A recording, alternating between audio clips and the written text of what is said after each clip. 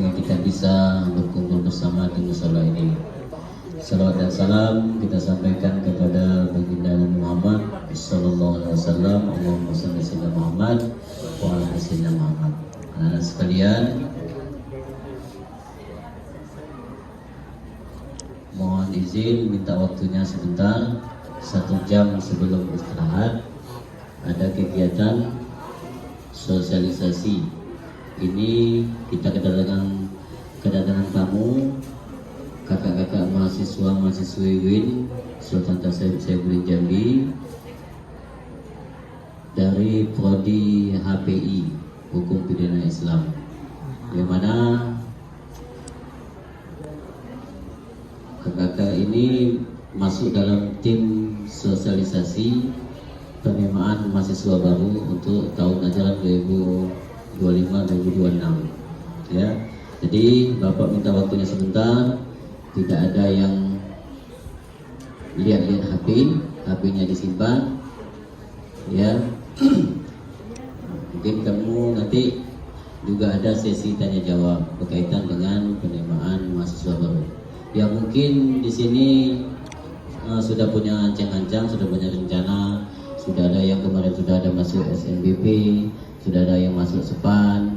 Mungkin yang lain-lain itu mungkin belum dapat motivasi kayaknya, masih minus motivasi. Mau ngapain nanti tamat nanti, ya kan? Sambil nanti kakak-kakak ini nanti memperkenalkan prodi-prodinya. Di UIN itu ada 8 fakultas, dan insya Allah tahun ini nambah lagi 1 fakultas kedokteran buka tahun ini ya. Mungkin sebagai pembuka cukup itu. Bapak persilakan kepada tim sosialisasi. Mungkin kalian ada yang tahu kenal salah satu kakak-kakak ini. Nah ya, ini bukti nyata nih, ya kan, bukti nyata. Oke, terima kasih. Assalamualaikum warahmatullahi wabarakatuh. Waalaikumsalam. Biar lebih kenal, kakak perkenalkan dulu ya. Jadi sebelumnya perkenalkan, nama kakak Mustafa Arianti, kakak dari program studi Hukum Pidana Islam. Jadi kami berempat ini sama-sama dari program studi Hukum Pidana Islam, dan kebetulan juga kami berempat ini itu satu kelas. Dan kakak sekarang berempat ini sudah menduduki alhamdulillah semester 4. Dan juga kakak 2 tahun yang lalu itu juga alumni dari sini, angkatan 2023. Ya, jadi sebelah kakak ini ada namanya Kak Lintang, dan sebelahnya lagi itu namanya Kak Lia, dan yang di belakang itu namanya Bang Najib. Jadi kan adik-adik di sini kan sebentar lagi mau tamat ya kan, mau ujian. Jadi ada nggak yang udah kepikiran mau melanjutkan ke perguruan tinggi mana, ke kampus mana gitu? Sudah? Contohnya mau masuk ke kampus mana deh? UIN. Ya, prodi apa? Bahasa Arab, PBA ya. Oh, berarti nanti di Fakultas Tarbiyah ya. Yang laki-laki?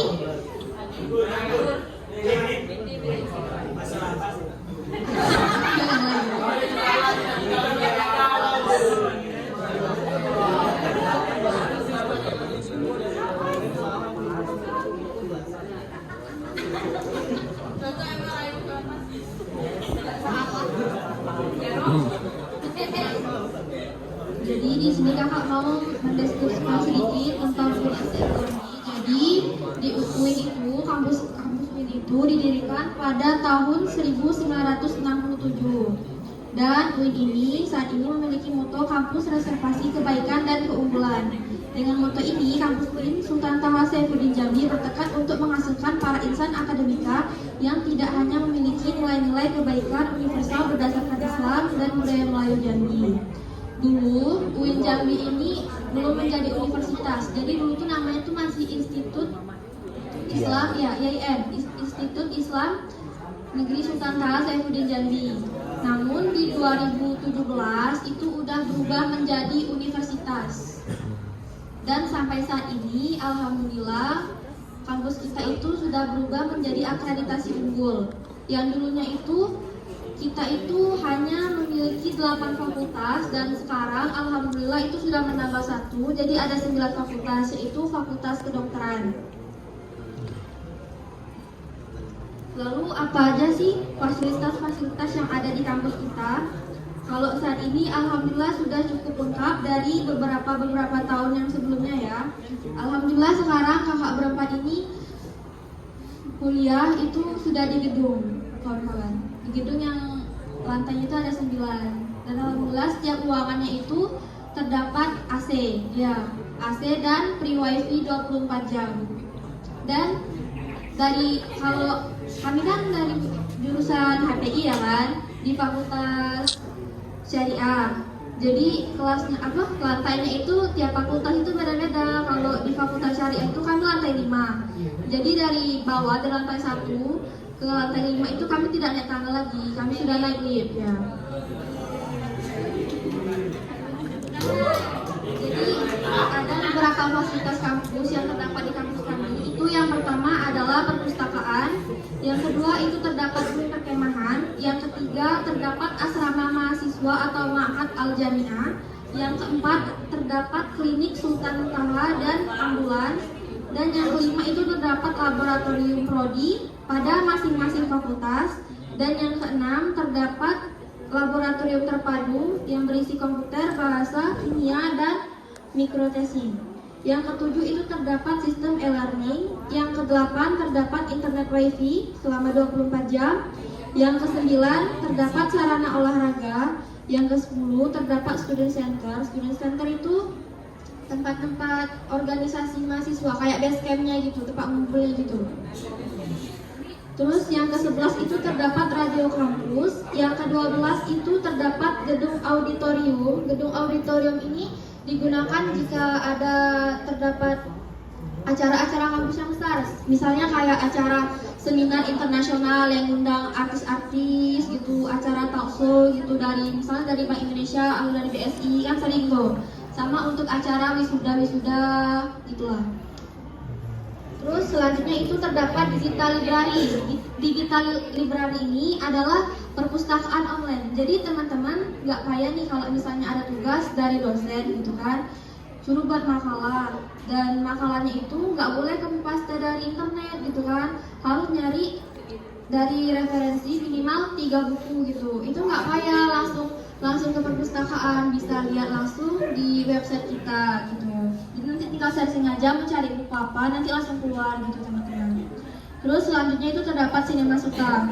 Nah, Cinema Suta ini dia itu kayak organisasi mahasiswa, tapi dia di dalam kayak UKM gitu. Jadi isi dari Cinema Suta ini dia itu kayak ada drama sama teaternya gitu. Terus juga ada videografer, fotografer gitu. Terus yang terakhir terdapat Suta TV.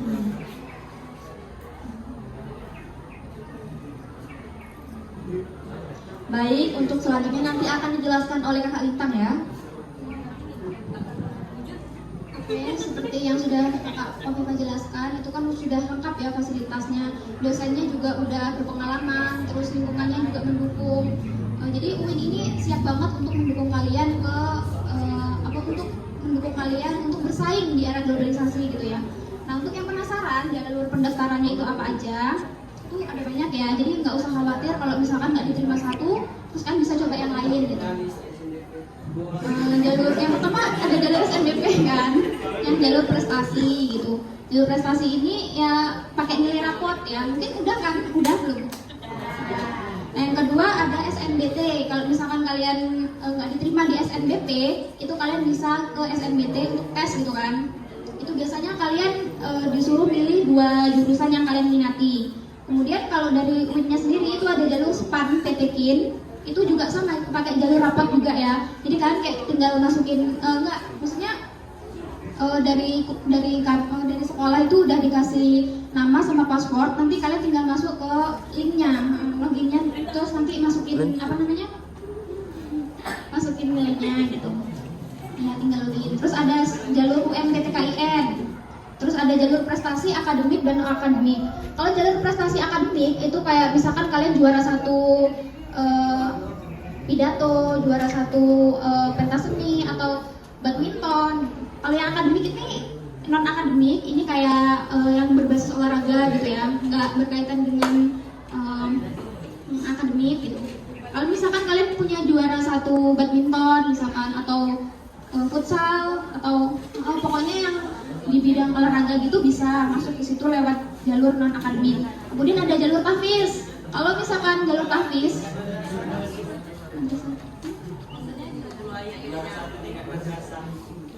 boleh dicoba, boleh dicoba. Jadi berdasarkan pengalaman ya, dulu kakak keterima di UIN ini berdasarkan jalur undangan. Kalau sekarang kan jalur undangan nggak ada gitu kan. Jadi berdasarkan jalur prestasi akademik ini.